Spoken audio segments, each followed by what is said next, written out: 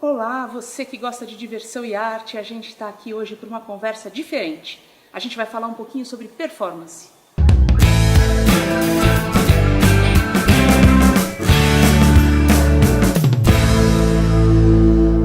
Olá, a gente está aqui hoje recebendo Gilberto Gawronski.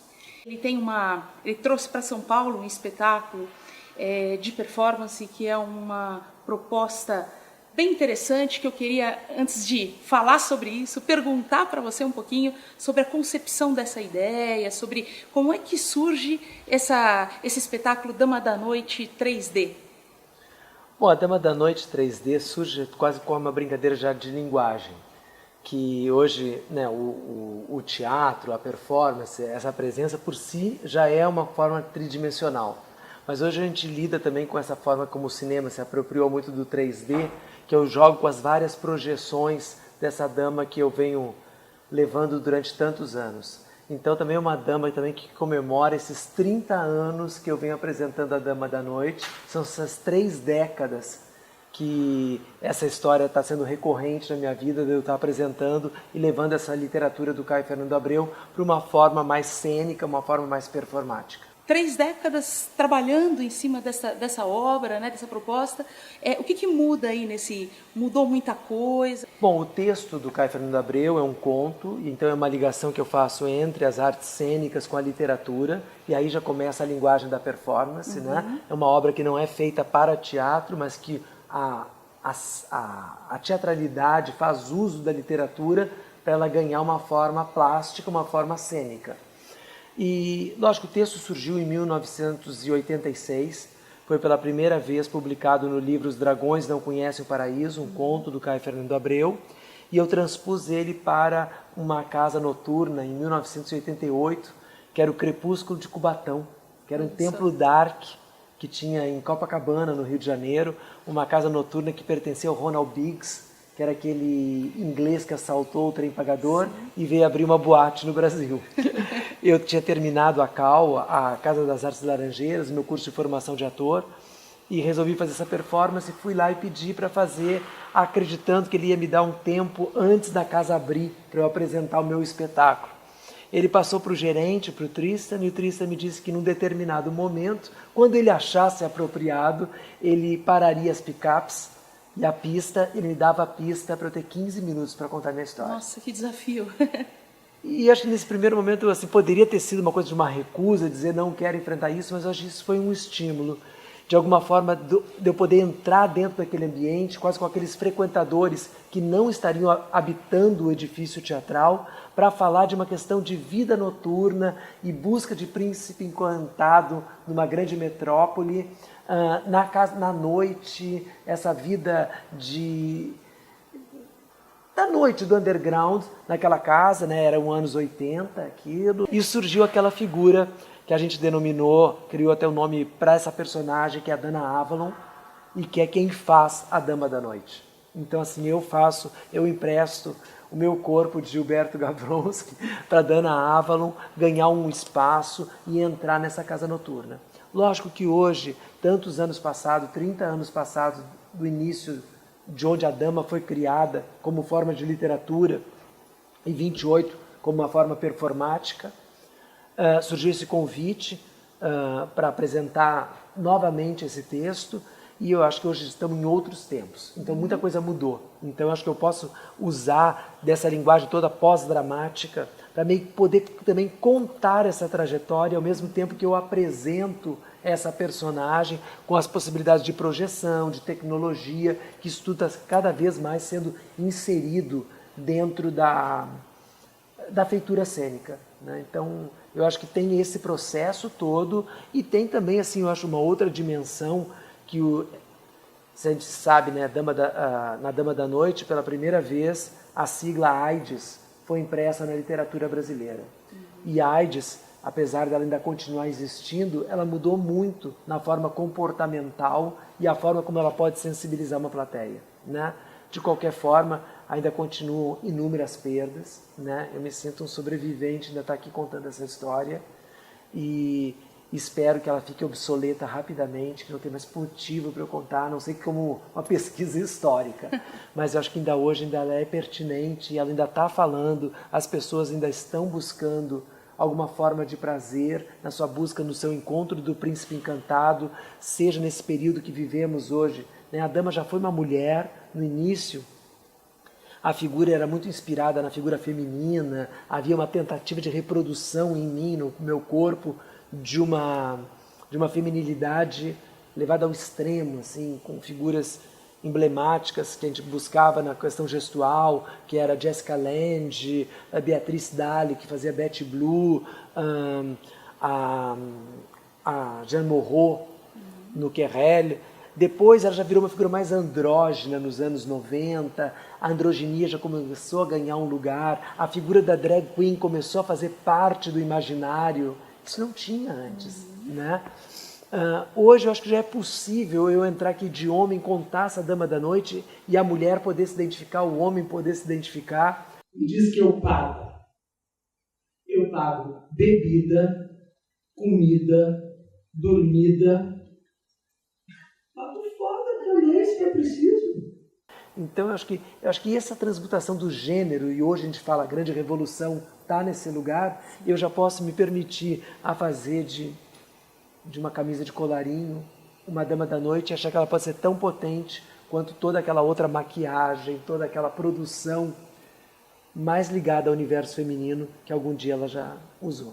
Deve ser interessantíssima essa sua experiência olhando para essa trajetória, nessa relação aí desses 30 anos, porque acho que, de certa forma, cada vez que você apresenta, você está vivenciando ou voltando a viver dentro de contando a história desse movimento social, inclusive, no sentido do movimento social, no sentido da mudança, né?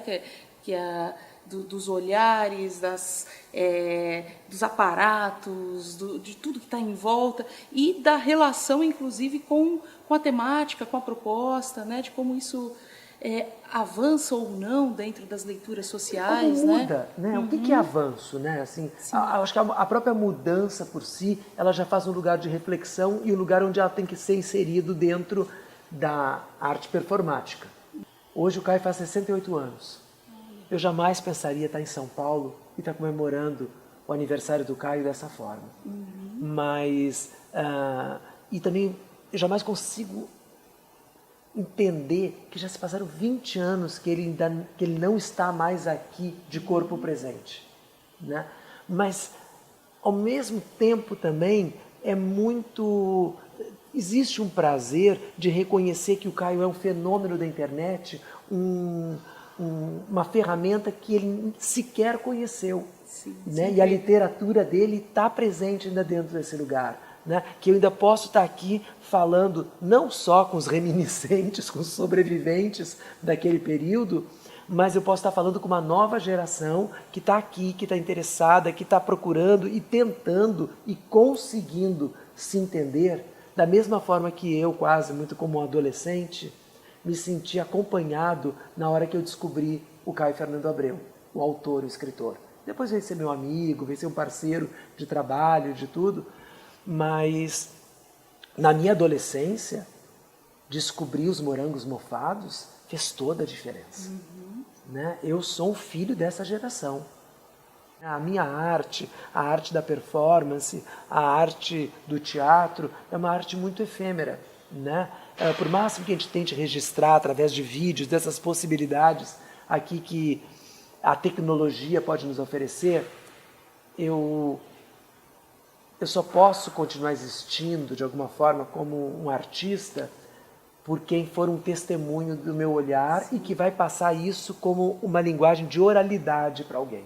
Transformada em outra coisa, né? Porque vai contar. Ela existe enquanto acontece e depois é o que se conta dela. Né? Não é? Quem é daqui de nós que assistiu Cacilda Becker? E quem é que nega que Cacilda Becker é a maior atriz do teatro brasileiro? Né? Então, assim, isso é pela lenda, pela forma de que aquilo ali vira um mito. Esse é o aspecto da mitologia inserida hoje nesse mundo pop em que nós vivemos. Né? Muito bonito. Essas pessoas que estamos aqui para 15 minutos, mas uma possibilidade de uma extensão de tempo que vai ser dada por quem vier partilhar comigo de uma outra geração e que de alguma forma vai me estender e vai... Eu vejo muitas vezes assim, jovens fazendo a Dama da Noite. Você veja bem, assim, a Dama da Noite é um texto que o Caio escreve para Márcia Denser. Então, um texto escrito por uma mulher, um conto que ele dedica para uma mulher, mas... E eu logo fiz, e isso ficou muito relacionado à minha figura. O Caio até brincava que a dama pertencia muito mais a mim do que a ele. Você me lembra uma vez na feira de Frankfurt, recebi um telefonema muito cedo de manhã, e o Caio com aquela voz dele me chamava de Betinho, né? Porque eu sou de uma geração posterior à do Caio, né? Então eu era muito jovem quando comecei, todos me conheceram com uns 15 anos e me tratavam dessa maneira não pejorativa, mas muito carinhosa de chamar de Betinho. Aí o Caio com aquela voz dele, né? Betinho, estou aqui em Frankfurt e tenho que ler Dama da Noite, me ajuda nas inflexões. Um texto que ele criou, né, que ele escreveu, eu era muito mais poderoso assim, na forma de atingir a inflexão certa do que até a própria intuição dele. Então veio esse pedido dele, e eu acho que é um pouco disso, e eu espero que hoje quem me escuta passe a ser o dono do texto de quem escreveu, o dono deu como sendo o interlocutor dessas emoções e desses questionamentos e que consiga, de alguma forma, encontrar os seus príncipes encantados, a sua possibilidade de afeto, a sua possibilidade ainda de busca de um encontro nesse mundo tão feito de solidão como esse que a gente vive, né? Por incrível que pareça, a gente está num mundo cada vez mais habitado, povoado e muita gente sofrendo de solidão, que já por si já é uma contradição, né? Você se sentir só em um lugar onde tem uma superpopulação. Onde está o tempo todo no meio de pessoas, né? Olha, lindíssima a sua fala. Obrigado. Acho que a gente fica nesse anseio mesmo de ver transformado isso que você fala, das pessoas levarem isso e disso fazerem, né, passarem adiante. Isso entra na história, né? E que eu vejo hoje, até a ideia que eu comecei a falar ali, é assim, que eu vejo muito mais, só vi até hoje homens fazendo a Dama da Noite. Eu nunca vi uma mulher interpretando a Dama, fora a Mariana Ximenes, que faz uma citação no filme do Candé Salles. Eu nunca vi assim, então eu gostaria também de ouvir essa voz feminina, mas eu acho que é uma voz feminina que, essa revolução do gênero, ou da sexualidade, que foi a revolução anterior que nós propusemos, que começou nos anos 60 e que ganhou seu ápice com a minha geração, ela permite que não estamos mais, né, talvez o meu aspecto mais viril seja a minha feminilidade. Então, mas falando necessariamente de homem e mulher e da separação, das classificações que a gente tenta colocar dentro dessa relação de gênero também. De gênero, né? Muitíssimo obrigada, Gilberto. Obrigado. Gostei muito dessa conversa. Que bom. E espero que vocês tenham gostado, compartilhem, comentem, divulguem. E a gente conta com vocês para justamente o que ele falou, levar a obra, né, e fazer com que ela se perpetue sempre.